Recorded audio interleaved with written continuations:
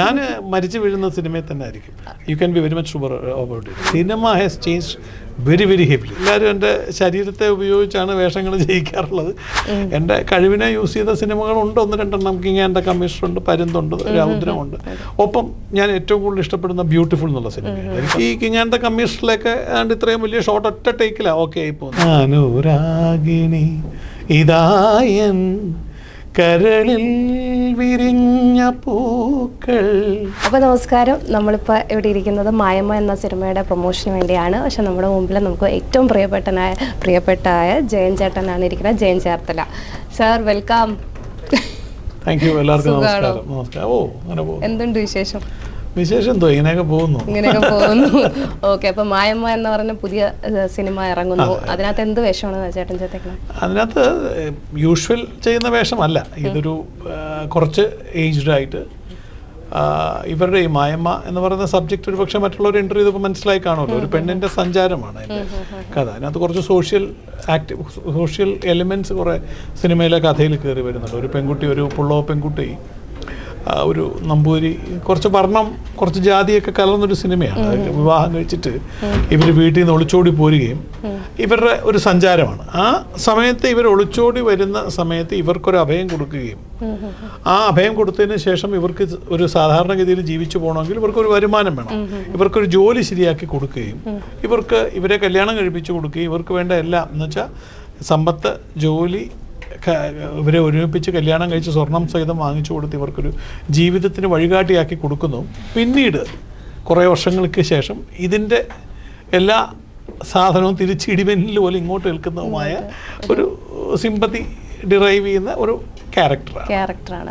അല്ല, പൊതുവെ ചേട്ടൻ മറ്റേ വില്ലൻ ക്യാരക്ടർ ആണ് കൂടുതൽ. അതെ, എല്ലാവരും എൻ്റെ ശരീരത്തെ ഉപയോഗിച്ചാണ് വേഷങ്ങൾ ചെയ്യിക്കാറുള്ളത്.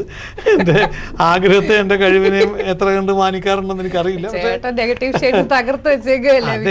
എല്ലാ സ്റ്റൈലാകുന്നേ കുറേ ആകുമ്പോൾ നമ്മുടെ അഭിനയം ഏറ്റവും ആദ്യം മടുക്കുന്നത് നമുക്ക് തന്നെ.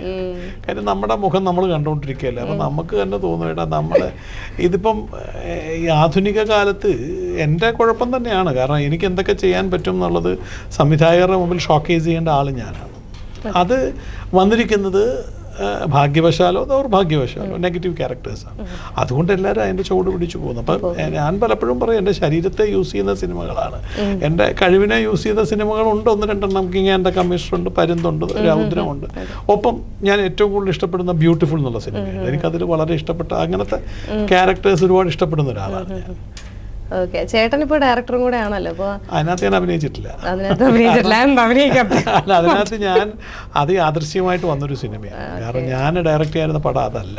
ഞാൻ വേറൊരു പടത്തിൻ്റെ സ്ക്രിപ്റ്റിൻ്റെ വർക്കിലും പ്രിപ്പറേഷൻസിലുമായിട്ട് വേറെ കുറച്ചുകൂടെ ഒരു സീരിയസ് മോഡിലൊരു സിനിമയായിരുന്നു.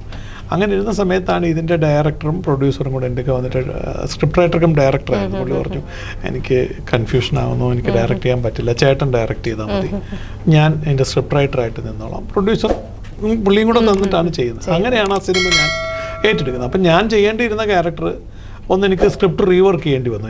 എനിക്കൊരു തൃപ്തി കിട്ടാൻ വേണ്ടി ഒന്നുകൂടെ റീവർക്ക് ചെയ്ത് കഴിഞ്ഞപ്പോൾ എനിക്ക് മനസ്സിലായി ആ ക്യാരക്ടർ കുറച്ചുകൂടെ ഹെവി ആയിട്ട് ചെയ്യേണ്ട സാധനമാണ്.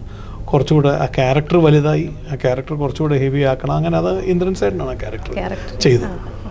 ചേട്ടൻ ഇപ്പോൾ തോന്നുന്നുണ്ടോ പണ്ടത്തെ കാലഘട്ടത്തെ സിനിമയും ഇപ്പോഴത്തെ കാലഘട്ടത്തെ സിനിമയും വളരെ ഡിഫറൻസ് ആണ്? അപ്പൊ അന്നൊക്കെ ഈ സോഷ്യൽ മീഡിയയും കാര്യങ്ങളൊന്നും ഇല്ല, ഇതുപോലത്തെ കുറെ ഇന്റർവ്യൂസും അങ്ങനത്തെ സോഷ്യൽ മീഡിയ ഞാൻ ആ ഏരിയ ഒന്നും ഞാൻ ചിന്തിക്കുന്നില്ല. ഞാൻ ക്രിയേറ്റീവ് സൈഡ് മാത്രം ചിന്തിക്കുകയാണ്. Cinema has change very heavily. ഇന്നത്തെ സിനിമ ഞാൻ ഒരുപാട് ഇഷ്ടപ്പെടുന്ന സിനിമ. കാരണം എന്താ വെച്ചാൽ ബേസിക്കലി എൻ്റെ ടെക്നിക്ക് തന്നെ മാറിയില്ലേ. മുമ്പ് പ്രൊഫഷണൽസിന് മാത്രമേ സിനിമ അഭിനയിക്കാൻ പറ്റുള്ളൂ. കാര്യം എന്താ വെച്ചാൽ അന്ന് ഈ ഫിലിമിലാണ് ഷൂട്ട് ചെയ്യുന്നത്. അപ്പോൾ ഫിലിം റോൾ ചെയ്യുമ്പം പൈസ അതിരുന്നത്. അതുകൊണ്ട് ഭയങ്കര റിഹേഴ്സലൊക്കെ ചെയ്ത് ഒറ്റ ഒരു ടേക്കിന് അപ്പുറത്തോട്ട് പോകുന്ന നമ്മളൊക്കെ ചെയ്യുമ്പം ഈ കിങ് ആൻഡ് ദ കമ്മീഷണറിലൊക്കെ ആണ്ട് ഇത്രയും വലിയ ഷോട്ട് ഒറ്റ ടേക്കിലാണ് ഓക്കെ ആയി പോകുന്നത്. ഞങ്ങൾ ആ വലിയ സീനൊക്കെ രാവിലെ 10:00 തുടങ്ങി വൈകിട്ട് 4:00 പാക്കപ്പ് ചെയ്യാണ്. അങ്ങനെ ചെയ്തിട്ടുള്ള ഒരു ടേക്ക് കൂടുതലൊന്നും വേണ്ടി വന്നിട്ടില്ല. മിക്ക ഒരു ഔദ്രവും എല്ലാം അങ്ങനെ തന്നെയാണ്. റീടേക്സേ ഇല്ലാതെ നമ്മൾ പോയി ചെയ്ത് തീർത്തിട്ടില്ല. ഇന്നിപ്പം അങ്ങനല്ല. ഇന്നിപ്പം ക്യാമറ ഈ ഡിജിറ്റൽ ഫോമാറ്റ് ആയിക്കഴിഞ്ഞപ്പോൾ എത്ര റീടേക്ക് വേണേൽ പോവാം. അപ്പം നമ്മളത് പഠിച്ച് പറയുക. പിന്നെ പറഞ്ഞ പോലെ ഞാൻ സീരിയൽ ചെയ്യുന്ന സമയത്തും നമ്മൾ മനസ്സിൽ ഒരു ഇതുണ്ടായിരുന്നു, ഈ അഭിനയിക്കുന്ന എൻ്റെ ജോലിയാണ്, വേറെ ആരുടെയും ജോലിയല്ല. എൻ്റെ ക്യാരക്ടർ ഞാൻ തന്നെ. അപ്പോൾ അതിനെന്താ ഞാൻ വേണ്ട, പ്രോംപ്റ്റിങ്ങിനൊന്നും നിൽക്കാതെ നമ്മൾ കാണാൻ പഠിച്ചിട്ട് നമ്മൾ പഠിച്ച് നമ്മൾ പ്രസൻറ്റ് ചെയ്യണം. അപ്പോൾ ഇന്നും അന്നും സീരിയൽസിന് പോലും സിംഗിൾ ഷോട്ടിൽ 16 പേജൊക്കെ എടുത്തു പോകുന്ന കാലത്ത് ഞാൻ പഠിച്ചിട്ടാണ് പറഞ്ഞുകൊണ്ടിരുന്നത്. എനിക്ക് പ്രോംപ്റ്റിങ് ഇല്ലായിരുന്നു. ഞാൻ അതിനുവേണ്ടി ഞാൻ മെനക്കെടും അല്ല, that should come from my side. അത് എൻ്റെ ഡിവോഷനാണ്. My dream was being materialised. അപ്പോൾ അതിൽ എൻ്റെ കോൺട്രിബ്യൂഷൻ അത്രയ്ക്ക് വേണമല്ലോ. അപ്പോൾ അതുകൊണ്ടിട്ട് ഞാനത് കാണാൻ പഠിച്ചിട്ടേ ചെയ്യുള്ളായിരുന്നു. അപ്പോൾ ഇന്ന് സിനിമയിൽ വരുമ്പോൾ അതൊരുപാട് ഗുണപ്രദമായിരുന്നു. ഇന്നത്തെ പുതിയ ഫോർമാറ്റിൽ വരുമ്പം നമുക്ക് കാണാൻ പഠിച്ച് നമ്മുടെ ഇഷ്ടത്തിന് പ്രസൻറ്റ് ചെയ്ത് ഐ ലവ് ഇന്നത്തെ മൂവി ഇതിൻ്റെ ആ സിനേറിയോ ഇസ് റിയലി ഗുഡ്. എനിക്ക് ഒരുപാട് ഇഷ്ടമാണ്. ഞാൻ പുതിയ തലമുറയുടെ സിനിമക്കാരുടെ കൂടെ നിൽക്കാൻ ആഗ്രഹിക്കുന്നതാണ്. Definitely any day. കാരണം ഇന്നത്തെ സിനിമ രസമല്ലേ, ഭയങ്കര റിയലിസ്റ്റിക്. അതിൻ്റെ എനിക്ക് ഒരുപാട് ഇഷ്ടമാണ്. എനിക്ക് സത്യം പറഞ്ഞാൽ കുശുമ്പല്ല, ബഹുമാനമാണ് അവരോട്, ആ പിള്ളേരോടൊക്കെ ഉള്ളത്. കാരണം അവരൊക്കെ അത്രയ്ക്ക് എഫേർട്ട് എടുത്ത് അത്രയ്ക്ക് രസകരമായിട്ട് ഫുൾ ഹാർട്ട് ഇതിനകത്ത് ഇട്ടിട്ടല്ലേ അവർ നിൽക്കുന്നത്. Heart and mind and everything soul എല്ലാം ഇട്ടിട്ടാണ് ചെയ്യുന്നത്. അപ്പം അതിൻ്റെ ഒരു ഭംഗി ആ സിനിമയ്ക്ക് ഉണ്ട്. അപ്പോൾ നെക്സ്റ്റ് പ്രോജക്റ്റ് ഏതാണ് ചേട്ടാ? ഞാൻ അഭിനയിക്കുന്ന പ്രോജക്റ്റ് 1-2 ഞാൻ കമ്മിറ്റ് ചെയ്തിട്ടുണ്ട്. ഡയറക്ഷൻ ഞാനൊരു പ്രോജക്റ്റ് ഞാൻ തന്നെ ഒരു സബ്ജക്റ്റ് ചെയ്തുകൊണ്ടിരിക്കുകയാണ്. കാരണം ഞാൻ അന്ന് ചെയ്യാനിരുന്ന പ്രോജക്റ്റിനൊരു സ്റ്റാർ വേണം. അപ്പോൾ അത് ചിലപ്പോൾ എനിക്ക് ഡേറ്റ്സിൻ്റെ പ്രശ്നം വരും. അതുകൊണ്ട് ഞാൻ വേറൊരു സബ്ജക്റ്റ് ഞാൻ പ്ലാൻ ചെയ്തുകൊണ്ടിരിക്കുകയാണ്. അത് ഇന്നത്തെ തലമുറയ്ക്ക് ഇഷ്ടപ്പെടാൻ പറ്റുന്ന ഒരു സാധനം തന്നെയാണത്. അപ്പം അതിൻ്റെ വർക്കിലാണ്, എൻ്റെ പേപ്പർ വർക്ക്സ് ലിറ്ററേച്ചർ സൈഡ് എഴുത്തിലാണ്. ചേട്ടൻ ഈ സിനിമയ്ക്ക് മായമ്മ സിനിമയ്ക്ക് അതുള്ള മ്യൂസിക്സ് ഒക്കെ വളരെ പുളവും പാട്ട് അങ്ങനത്തെ ഒക്കെ അല്ലേ?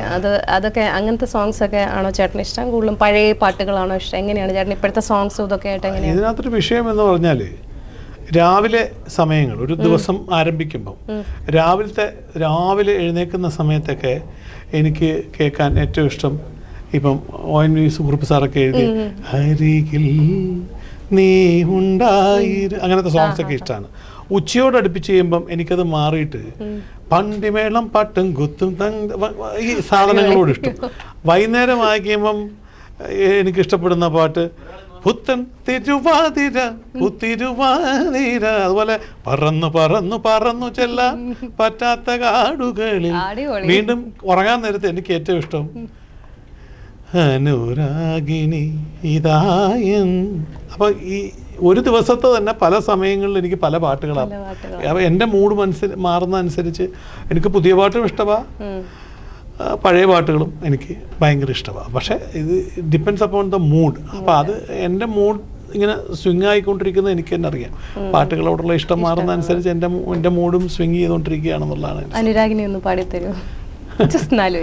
അനുരാഗിണി ഇതായൻ കരളിൽ വിരിഞ്ഞ പൂക്കൾ ഒരു രാഗമാലയായി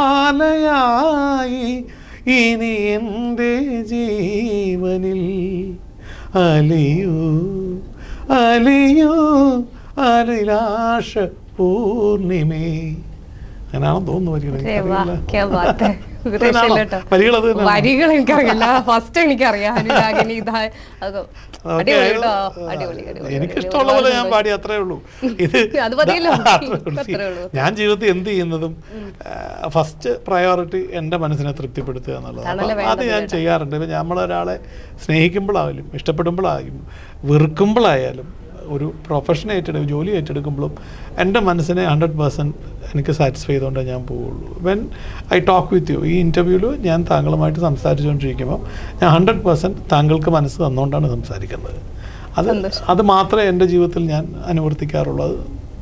നല്ലതാവാൻ ചീത്തയാകാം, ലെറ്റ് ഫേറ്റ് ഡിക്റ്റേറ്റ് ടേംസ്, അത്രേ ഉള്ളൂ. നമ്മളൊന്ന് പറയാം. ഒരുപാട് സന്തോഷം ചേട്ടാ, ഒരുപാട് വൈകിപ്പിക്കുന്നില്ല. എന്തായാലും വാക്കുകൾ ചുരുക്കുന്നു. ഒരുപാട് എന്തൊക്കെയോ ചോദിക്കണം എന്ന് വിചാരിച്ചു, പക്ഷേ ചേട്ടനെ കണ്ടപ്പോൾ അറിയാമല്ലോ, ഇത്രയും സീനിയർ ആർട്ടിസ്റ്റ് മുമ്പിൽ നിൽക്കുമ്പോൾ ജസ്റ്റ് ഒരു പേടിയുണ്ട്. എന്തായാലും സ്റ്റിൽ പേടിയുണ്ട്. എന്തായാലും അച്ഛൻ ചേർത്തലക്കാരനാണ്.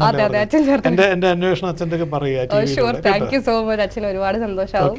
അപ്പോൾ ചേട്ടാ എന്തായാലും ചേട്ടൻ്റെ ഈ മൂവി അടിപൊളിയാവട്ടെ, ഇനിയും പുതിയ പ്രോജക്ട്സ് വരട്ടെ, ഇനിയും നല്ല നല്ല വേഷങ്ങൾ, വില്ലന് അപ്പുറം നല്ല ഇനിയും വെറൈറ്റീസ് ചെയ്യാൻ പറ്റട്ടെ ഞാൻ പ്രാർത്ഥിക്കുന്നു, ആശംസിക്കുന്നു. ഞാൻ തന്നെ ഇനിഷ്യേറ്റീവ് എടുക്കാൻ തീരുമാനിച്ചിരിക്കുകയാണ്. Very good. ഇനിയും പുതിയ ഡയറക്ഷനിൽ ഇനിയും പുതിയ സിനിമകൾ വരട്ടെ. ഞാൻ മരിച്ചു വീഴുന്ന സിനിമയിൽ തന്നെ ആയിരിക്കും. You can be very much sure about it. കാരണം ഞാൻ എൻ്റെ മരണം വരെ സിനിമയിൽ ഇല്ലെങ്കിൽ ഞാൻ സാറ്റിസ്ഫൈഡ് ആവില്ല, ഐ വിൽ ബി ലോസ്റ്റ്. അപ്പോൾ അതിന് എനിക്ക് നിൽക്കാൻ പറ്റില്ല. അപ്പോൾ മരണം വരെ സിനിമയിൽ ഉണ്ടാകുന്ന ഒരാളായിരിക്കും ഞാൻ. അത് ഇന്നായാലും 10 വർഷം കഴിഞ്ഞാലും 100 വർഷം കഴിഞ്ഞാലും അറിയില്ല. അതുപോലെ താങ്കളും ഒരു അഭിനേതാവാണ് എന്ന് പറഞ്ഞല്ലോ. നല്ല വേഷങ്ങൾ കിട്ടട്ടെ. You are good looking. അതുകൊണ്ട് നല്ല വേഷങ്ങൾ, അല്ലേ, നല്ല വേഷങ്ങൾ കിട്ടട്ടെ, നല്ല ജീവിതം ഉണ്ടാവട്ടെ. Okay, convey my regards to your husband and father. Thank you so much. By.